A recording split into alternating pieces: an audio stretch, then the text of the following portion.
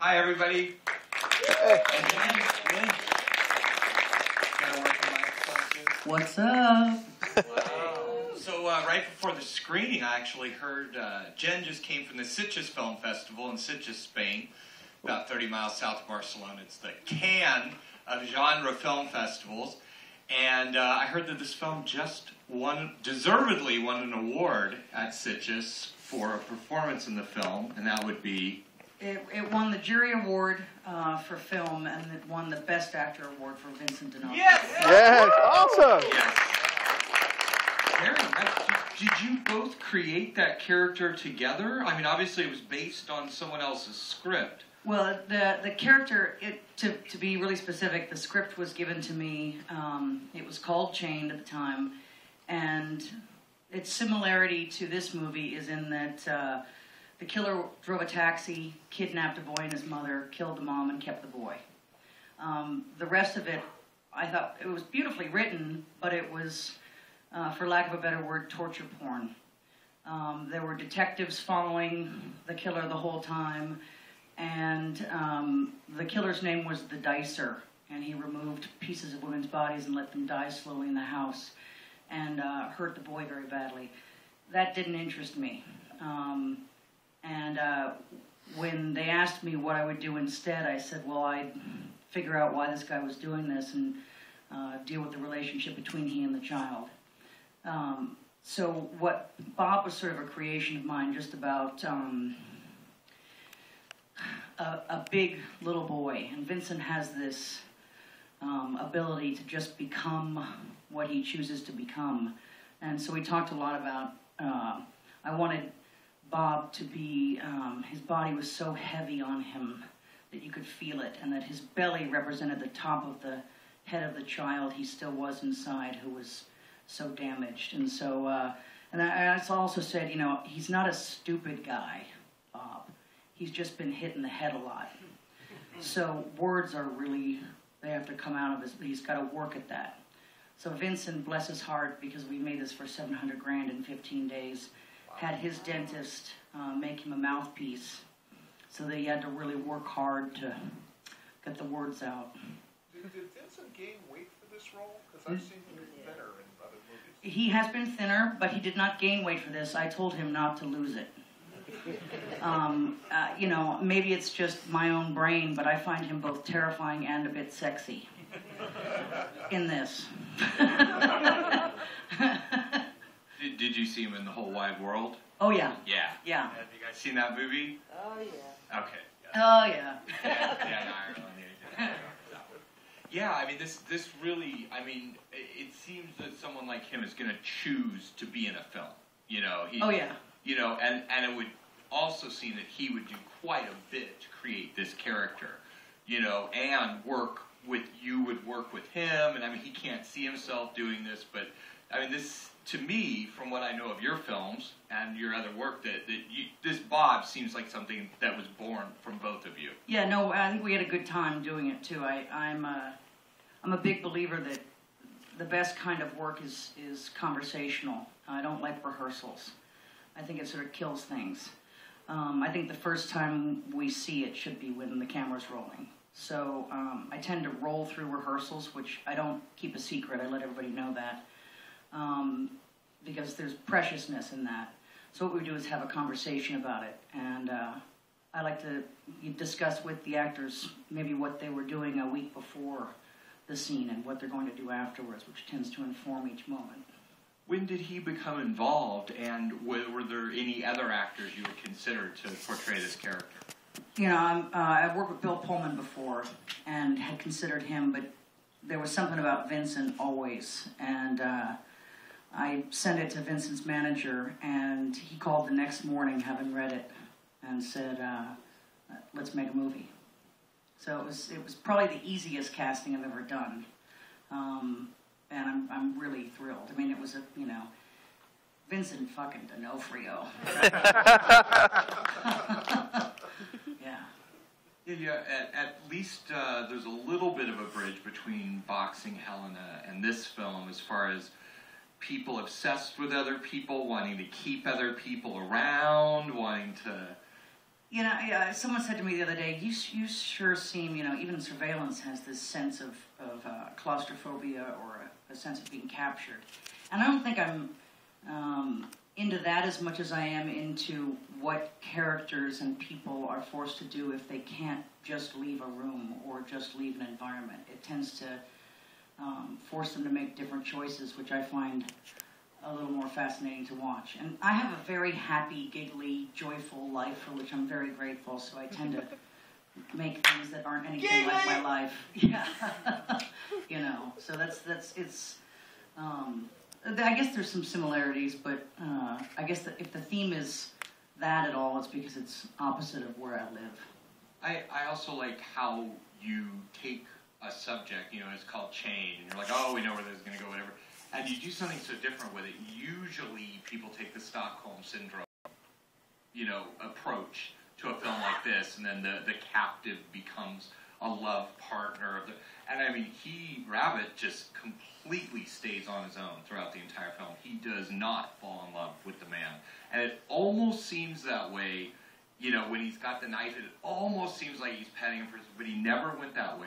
He did not develop that kind of relationship in this film. See, and I think he kind of does a little bit. It's interesting to me that you say that. I mean, I think that there's a tenderness and a sense of understanding, and as any, you know, I don't know, dominatrix and BDSM fan will tell you, there is great power in submitting. And I think Rabbit realizes that. I'm a big proponent of the wisdom of children. They see and hear everything, and their brains are very clear because they're not thinking, am I good enough, am I thin enough, do they want to have sex with me, will I get the job? They're just seeing, and that's why they can be so damaged so easily, and it's why they have the clarity. And I think Rabbit had enough love in the beginning to have some perspective on Bob. Is I mean, I especially the familial thing, you know, both of them were having various memories of father, problems with being a son, problems with measuring up. Mm-hmm. So it was you know, it was just cool. You just took a different take on that. I did.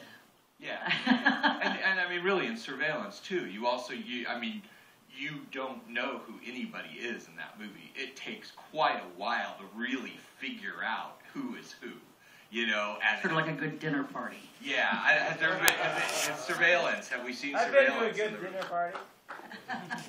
You know, I mean, that movie is like a Rashomon sort of surprise, Jack in the Box collection of various insanities, and it is a little claustrophobic. We got some car action, you know, and submitting. Yeah. Quite a lot of submitting throughout the film. Just authority is so quickly delineated in the film, just by the use of clothing, you know, and a car, and people are just, okay, whatever you want, and they're just going to follow through with that. Woo! Yeah. So now it's also interesting though, because there's a couple other projects that I've been. Oh, you know, one thing I definitely want to mention here is the Climax Golden Twins. They are so awesome. Session 9 is the first time I heard them do an entire feature film. That's a Brad Anderson film. Maybe. If you haven't seen it, see it. Love that movie. Great That's movie. why I called them. Yeah, they provided the soundtrack here, and you know, they're known more for an underground industrial sort of sound, and it's wonderful that you brought them to do another film. I mean, the soundscape that they created in the Brad Anderson film. I'm a Brad Anderson fan. Me too. And so it was really nice to see what they did here. Now, I have heard of a couple other projects you have coming up, which also crosses over the Sodom project. How realistic is that going? Well, you heard about the Sodom project. Oh, I'm a huge fan of Salo, the Pier Paolo Pasolini film. So yeah, Sodom. Yeah, let's see if that goes. Sodom would be a sort of a take on not modernizing Salo as much as taking the idea of found footage and the reality TV craze and creating a sort of behind the scenes with a twist. So it's like almost a recreation of a making of Solo. Yes, and this is a script by someone else, and for some reason they just send me these things. The darker, the better, I guess they think, and that could be a lot of fun. But that definitely pushes the envelope. I don't know how solid that is. I'm surprised you bring it up. Yeah, but I could see you going. I could Are go you guys there. familiar with Solo? It's Pasolini. It's very strong, and he based this film on a book by the Marquis de Sade called The 120 Days of Sodom. But in his version of this, these Italian fascists, for men and for women, go capture a number of young men and women in Italy and submit them to various tortures throughout the film. And it's very, very intense, and they enlist some of the young people to help degrade the others. So Worst blind date I ever had. yeah, I think she'd be there. Now, there is one film, and there's a really wonderful quote from you that I like very much, and I don't know how to say her name correctly, but it's about a film called Hiss, involving snakes, and her name, I think, is Malika Sherawat? Malika Sherawat. Malika Sherawat, and the quote is, Malika Sherawat is a piece of shit. No. Okay, I got the quote wrong. You got Sorry the quote about that. wrong. Quote terribly wrong. That is from a trailer for a documentary about me making a film in India. For 9 months I shot in India, and ultimately the producers took my cut, decided that's not what they wanted, and went and cut their own movie. You can go ahead and see the movie, but I didn't make it. What I'm referring to is, this was a movie about a snake goddess, the legend of Noggin. And in this telling, it was supposed to be Hollywood meets Bollywood, so it was a romantic comedy, musical, horror film, comedy, love story. About a snake who becomes a beautiful woman who becomes a gigantic snake, swallowing men whole, etc., etc. Lots of fun, was going to be great, didn't end up going my way. What I was referencing is, in one of the scenes, a man wearing a Pamela Anderson shirt tries to rape the Noggin in female form. She proceeds to defend herself, becomes a giant snake, eats him, and shits out a pellet with the Pamela Anderson shirt on it. That was the Pamela Anderson piece of shit. I was never referring to Malika, who is a lovely young woman, and the press in India took that and ran with it. And I'm very happy we can clear that up at this time. There's a lovely documentary called Despite the Gods. If you're interested in seeing it, it's hitting the festival circuit now, and that will explain a lot of things. Very good. As far as projects you have coming up, people always ask you this. As soon as you've spent 3.5 years working on something and, whatever, do you have a tendril of something coming up at this time? Or are we going to still work on Chained for a while? Chained, I'll do a few more festivals. I will clean some houses in Waitress, and hopefully in April start another film that stars Tim Roth. Vincent is also having a small role in that. Gary Oldman might make an appearance. And it is called A Fall from Grace.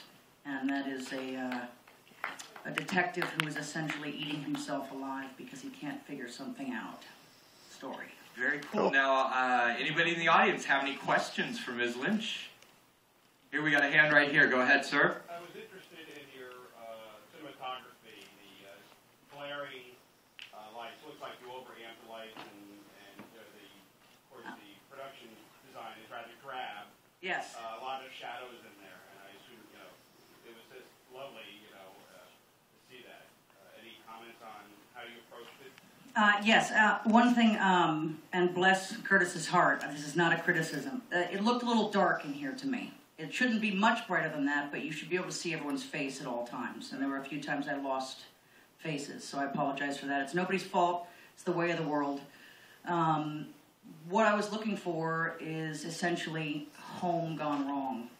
I didn't want to know if Bob had taken this home from an elderly couple who had once lived there, but I knew I was going to have people spending a lot of time in here. And in an attempt to sort of honor the audience and not make them crazy, I shot widescreen, anamorphic lenses, and lots of practical lights. And, you know, as most of us have, I had a few uncomfortable moments in rooms like that, in that that too yellowish green kitchen made me nervous at one time, and that too bright garage maybe wasn't where I wanted to be. And that living room, although those lamps and that Archie Bunker chair was quaint, didn't make me feel so good. And I had to have that daisy fucking wallpaper in Bob's bedroom. That was like really the clincher for me. So, and yeah, when I said we got to hang Christmas lights in the basement, the cinematographer turned to me and said, "Really? Is there any other fucking holiday you want to ruin for me?" But I like what seems to be safe, not quite so. I like terrible things in broad daylight because I'm easy to scare in the dark. But if you can scare me in the daytime, then you've really sort of got me by the short and curlies. And that's what I think scary is. So I was going for that home, and moments of things being too bright kind of make me nervous. I'm glad you dug it. Got another question at the moment. We're also do we have time to go ahead and watch the scene? Oh, and can I just, because of that, and that scene was particularly dark in the kill room with Mary, when she gets her throat slit. What you saw there was the R-rated version of that scene. The reason this will be interesting is because you will barely notice a difference. Because the MPAA said, they gave me the NC-17 because it just felt too real, the whole movie. And all they could point at for me to change was Mary's death. So my entire director's cut budget, sadly, doesn't exist anymore because I had to go into a flame room at $500 an hour and close the slit on her throat and paint out the blood on that first shot. It's about 25 seconds of the picture that is changed. Nothing is removed at all, just changed. So that's the story. So we're going to see a slit throat and a little bit of blood. Thanks to Jennifer Lynch, who came all the way.